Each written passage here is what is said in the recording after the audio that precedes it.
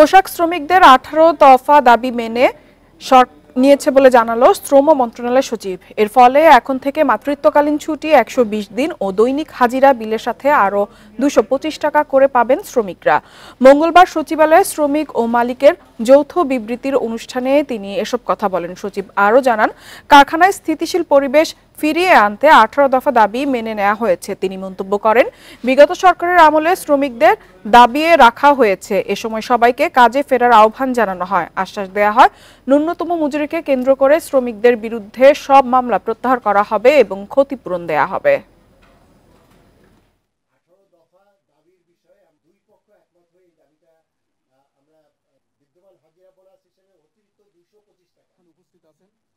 কালকে থেকে সমস্ত ইন্ডাস্ট্রি নির্বিঘ্নে চলমান থাকবে। সকল পোশাক শিল্প কারখানার শ্রমিকের বিদ্যমান হাজিরা বোনাস হিসেবে অতিরিক্ত 225 টাকা যা আছে তার থেকে অতিরিক্ত 225 টাকা এবং রাতে 8 ঘটিকার পর বিদ্যমান টিফিন বিলের সাথে অতিরিক্ত 10 টাকা এবং বিদ্যমান নাইট বিলের সাথে 10 টাকা বৃদ্ধি করে যেটা ন্যূনতম 100 টাকা হতে হবে। সেইভাবে আমরা দুই পক্ষ মিলে একটা সমাধানে তারা এসেছে। মূল্যস্ফীতি নিয়ন্ত্রণে রাখতে বাংলাদেশ ব্যাংক নীতি সুধার 0.50% পয়েন্ট বাড়িয়ে 9.5% করেছে বাংলাদেশ ব্যাংক। মঙ্গলবার বাংলাদেশ ব্যাংকের এক প্রজ্ঞাপনে এ তথ্য জানানো হয়। প্রজ্ঞাপনে বলা হয়, বুধবার থেকে নতুন সুধার প্রযোজ্য হবে। এর আগে সোমবার সংবাদ সম্মেলনে নীতি সুধার বাড়ানোর ইঙ্গিত দেন বাংলাদেশ ব্যাংকের governor doctor Ahsan H Mansur. Governor দায়িত্বে আসার পর দ্বিতীয়বারের মতো নীতি সুধার বাড়ানো হলো। এর আগে 8.5 থেকে বাড়িয়ে 9% করা হয় নীতি সুধার। গত বছরের মার্চ থেকে দেশের মূল্যস্ফীতি 9% বেশি থাকায় আন্তর্জাতিক মুদ্রা তহবিলের পরামর্শে নীতি সুধার বাড়ানো হয়।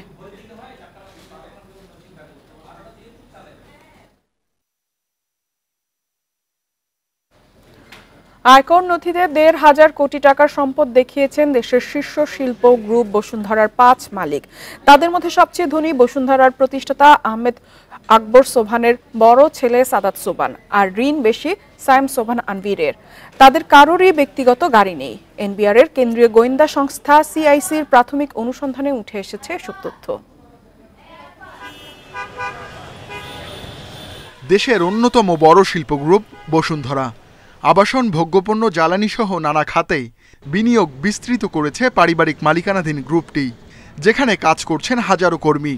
তবে নানা অনিয়ম ধামাচাপা দিতে শেখ হাসিনা সরকারের লেজুর বৃত্তির অভিযোগ বসুন্ধরার প্রতিষ্ঠাতা আহমদ আকবর সোবহানের বিরুদ্ধে। আগুন সন্ত্রাসীদের বিচারে আওতায় আনেন। হাসিনা সরকারের পতনের পর বসুন্ধরা মালিকদের সম্পদের তদন্তে নেমেছে পুলিশের গোয়েন্দা সংস্থা সিআইডি ও জাতীয় রাজস্ব বোর্ড এনবিআর এর সিআইসি। আহমেদ আকবর সোবহান ও তার 4 ছেলের আয়কর নথি পর্যালোচনা করেছেন গোয়েন্দারা। জানান, বাবা ও 4 ছেলের মধ্যে সবচেয়ে ধনী সাদাত সোবহান, সম্পদের পরিমাণ 750 কোটি টাকা। দ্বিতীয় অবস্থানে সাফওয়ান সোবহান, তৃতীয় বাবা আকবর সোবহান, সম্পদের চতুর্থ আনবীর সোবহান ও পঞ্চম সাফিয়াত সোবহান। 5 জনের মধ্যে সবচেয়ে ঋণগ্রস্ত সায়েম সোবহান আনভীর, ঋণ 382 কোটি টাকা। সাদাত সোবহানের ঋণ নেই, বাকি 3 জনের ঋণ প্রায় 150 কোটি টাকা। সংসার চালাতে বছরে তাদের ব্যয় 23 কোটি টাকা। খরচে এগিয়ে সাফিয়াত ও সাফওয়ান, দুজনের ব্যয় 15 কোটি টাকার বেশি। সংসার খরচে সবচেয়ে পিছিয়ে বাবা আহমেদ আকবর সোবহান। বসুন্ধরা মালিকদের বিলাসবহুল গাড়ির ছবি প্রায়ই ভাইরাল হয় সামাজিক মাধ্যমে, তবে এগুলোর সবই কোম্পানির নামে। যে রিমিউনারেশন কোম্পানির থেকে পায়, ধরেন সে মাসে 50 লক্ষ টাকা করে, বড় কোম্পানি, গ্রুপ অফ কোম্পানি যেমন 50 লক্ষ টাকা করে সে নিচ্ছে রিমিউনারেশন, কিন্তু ফাইলে দেখা গেল তার 10 লাখ বা 5 লাখ বা 2 লাখ টাকা রিমিউনারেশন সে দেখাচ্ছে। বিগ ফিশ তাদের ইনকাম ট্যাক্স ফাইলে কোনো কিছু করার সাহস, সুযোগ, কোনো কিছুই স্কোপও ছিল না অফিসার। আয়কর নথিতে সাদাত ছাড়া সবাই বিপুল পরিমাণে জমি দেখিয়েছেন। এসব জমির দাম ধরা হয়েছে 350 কোটি টাকা। Ruhul Amin, independent news, Dhaka. এবার পলিথিনের ব্যবহার বন্ধে কঠোর অবস্থানে যাচ্ছে সরকার। 1 অক্টোবর থেকে সুপার শপ এবং 1 নভেম্বর থেকে কাঁচা বাজারে নিষিদ্ধ হচ্ছে পলিথিন ব্যাগ। 1 নভেম্বর থেকে পলিথিনের কারখানায় অভিযানও শুরু হবে বলে জানিয়েছেন পরিবেশ উপদেষ্টা সৈয়দা রিজওয়ানা হাসান। সকালে রাজধানীতে ব্যবসায়ীদের সাথে মতবিনিময়ে তিনি একথা জানান। মাছ, মাংস বা সবজি বাজার, মুদি দোকান থেকে সুপার শপ, সব জায়গায় পলিথিনের দাপট। পরিবেশ ও মানবদেহের জন্য ক্ষতিকর এই পণ্য ব্যবহার বন্ধে আরও একবার মাঠে নামছে সরকার। এই নিয়ে ক্রেতা বিক্রেতাদের সচেতন করতে মঙ্গলবার রাজধানীর মোহাম্মদপুর টাউন হল মার্কেট পরিদর্শন করেন বন ও পরিবেশ উপদেষ্টা। এরপর ব্যবসায়ীদের সাথে মতবিনিময়ে তিনি জানান, 1 অক্টোবর থেকে সুপার শপ এবং 1 নভেম্বর থেকে কাঁচা বাজারে পলিথিন ব্যবহার নিষেধ। নভেম্বর থেকে শুরু হবে পলিথিন কারখানায় অভিযান। মানুষের রক্ত থেকে নিয়ে শুরু করে ব্রেইন পর্যন্ত এটা চলে গেছে। সুতরাং এইটার ব্যাপারে আমাদের আসলে কঠোর হওয়ার, সতর্ক হওয়ার, উদ্যোগী হওয়ার সময় আমি বলবো পার হয়ে গেছে। আমরা বরং দেরিতে শুরু করলাম। আমাদের পাটের ব্যাগ, আমাদের যে ছালাগুলো আমরা বাসায় দেখি, আমাদের কাগজের ব্যাগ, কাপড়ের ব্যাগ, এগুলো বাংলাদেশে আছে। এইগুলো নিয়ে বিকল্প নেই। এই তর্ক শুরু করার আমাদের আসলে কোনো সুযোগ নেই। উপদেষ্টা আরও জানান, নদীপথে উজানের দেশ থেকে বিপুল পলিথিন আসছে, জমছে বঙ্গোপসাগরে। এ বিষয়ে আন্তর্জাতিক মহলে আলোচনা করে সমাধানের উপায় খোঁজা হবে। বে অফ বেঙ্গলে এবং নদীগুলোতে অনেক প্লাস্টিক আসে, কিন্তু উজানের দেশগুলোতে আমরা ওগুলো গ্রহণ করি। তো আমরা এই কথাটা বলার চেষ্টা করব যে ট্রান্সবাউন্ডারি প্লাস্টিক ম্যানেজমেন্ট এবং আপার রাইপেরিয়ান, লোয়ার রাইপেরিয়ানের মধ্যে কিছু কর্মসূচি থাকা উচিত। গবেষণায় দেখা গেছে, দেশে প্রতিদিন 1,25,00,000-এরও বেশি পলিথিন ব্যাগ ব্যবহার হচ্ছে, যার বেশিরভাগই অতি ক্ষুদ্র কণা আকারে প্রাণীদেহে মিশে যায়। Shahriar Anirban, independent news, Dhaka.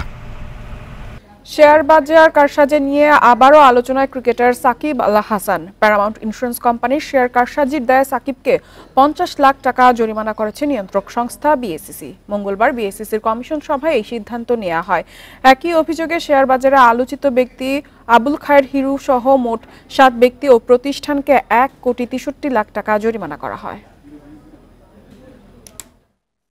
2020 সালে ব্রোকারেজ হাউস হিসেবে যাত্রা শুরু করে মোনার্ক হোল্ডিংস, যার চেয়ারম্যান ক্রিকেটার সাকিব আল হাসান। 2022 সালে শেয়ারবাজার কারসাজি নিয়ে ঢাকা স্টক এক্সচেঞ্জের এক অনুসন্ধানে সাকিবের সম্পৃক্ততার প্রমাণ পাওয়া যায়। তদন্ত প্রতিবেদনে বলা হয়, প্যারামাউন্ট ইন্স্যুরেন্স কোম্পানির শেয়ার কারসাজির সাথে জড়িত ছিলেন সাকিব এবং তার পার্টনার আবুল খায়ের। শুধু প্যারামাউন্ট নয়, বিভিন্ন কোম্পানির শেয়ারের সাথে অযৌক্তিক দাম বাড়ানোর সাথেও তার কোম্পানি জড়িত। বিএসইসির তথ্য অনুযায়ী গত বছরের 17 আগস্ট থেকে 19 সেপ্টেম্বর পর্যন্ত প্রায় 1 মাস জুড়ে প্যারামাউন্ট ইন্স্যুরেন্সের শেয়ার নিয়ে কারসাজির ঘটনা ঘটে। 1 মাসের মধ্যে কোম্পানিটির শেয়ারের দাম বেড়েছে 34.5 টাকা বা 84%। কোম্পানিটির শেয়ারের এই মূল্যবৃদ্ধির পেছনে ছিল বড় ধরনের কারসাজি। বিএসইসি জানিয়েছে, শুধু প্যারামাউন্ট নয়, আবুল খায়ের ও তার সহযোগীদের মধ্যে শেয়ার বেচাকেনা করে ফরচুন সুজের শেয়ারের দামকে প্রভাবিত করেন। এতে 20 দিনে ফরচুনের শেয়ারের দাম প্রায় দ্বিগুণ হয়। ওই সময় ফরচুনের শেয়ারের শীর্ষ ক্রেতাদের মধ্যে সাকিবের নাম ছিল।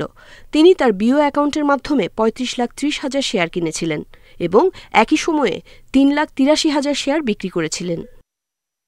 একইভাবে আবুল খায়ের এবং তার সহযোগীরা 2021 সালে ওয়ান ব্যাংক এবং এনআরবি কমার্শিয়াল ব্যাংকের শেয়ারের দাম নিয়ে কারসাজির সাথে জড়িত ছিল বলে অভিযোগ আছে।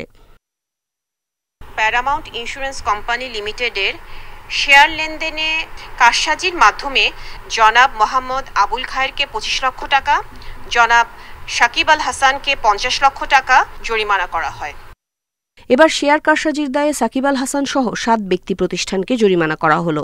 সাকিব আল হাসানের মতো ক্রিকেট তারকাকেও ছাড় না দিয়ে শেয়ার বাজারকে কারসাজি মুক্ত করার শক্ত বার্তা দিল বিএসইসি। উমন হারাজমি, ইন্ডিপেন্ডেন্ট নিউজ, ঢাকা।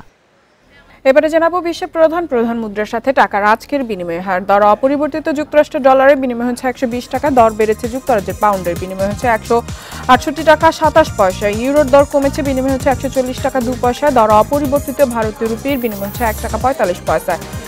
দাম বেড়েছে সৌদি রিয়ালের বিনিময় হচ্ছে 32 টাকা 14 পয়সা, দর অপরিবর্তিত আরব আমিরাতের দিরহামের বিনিময় হচ্ছে 32 টাকা 83 পয়সা, দর বেড়েছে কুইতি দিনারের বিনিময় হচ্ছে 395 টাকা 45 পয়সা, মালয়েশিয়ান রিঙ্গিতের দরও বেড়েছে, বিনিময় হচ্ছে 28 টাকা 92 পয়সা।